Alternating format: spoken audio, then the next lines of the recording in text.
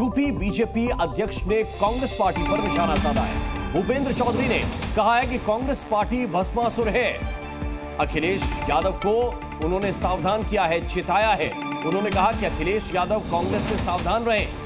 कांग्रेस की नजर समाजवादी पार्टी के वोट पर है, यह कहना है भूपेंद्र चौधरी का।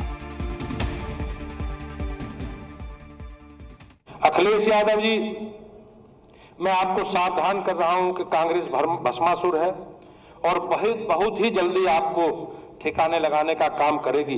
कांग्रेस की नजर में आपके मुस्लिम वोट पर है। कांग्रेस की सोच और उनकी कार्यशैली, लोकतंत्र की कोई गुंजाइश नहीं है। कांग्रेस का एक इकोसिस्टम है जो हारने वालों को जीता हुआ बताकर जीतने वालों पर प्रश्न खड़े करता है।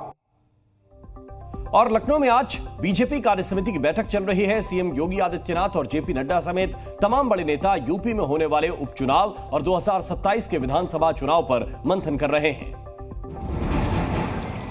लोकसभा चुनाव में भले ही बीजेपी की सरकार बन गई हो, लेकिन यूपी में खराब प्रदर्शन के बाद बीजेपी की टेंशन कम नहीं हो रही है। बीजेपी लगातार बैठक और मंथन कर रही है। आज लखनऊ में बीजेपी कार्य समिति की बैठक हो रही है। लोकसभा चुनाव में यूपी में बीजेपी की सीटें 2019 के मुकाबले काफी कम हो गई हैं। 2024 में बीजेपी को उम्मीद के मुताबिक सीटें नहीं मिली थी। बीजेपी फैजाबाद, अमेठी तक में चुनाव हार गई थी। इस बैठक में बीजेपी 10 सीटों पर होने वाले उपचुनाव और 2027 में होने वाले विधानसभा चुनाव पर मंथन कर रही है।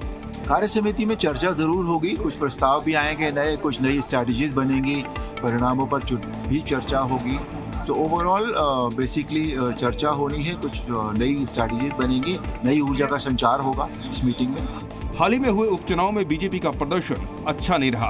अब बीजेपी 2027 विधानसभा चुनाव में किसी गलती के साथ मैदान में नहीं उतरना चाहेगी। यही वजह है कि बीजेपी में बैठकों का दौर जारी है।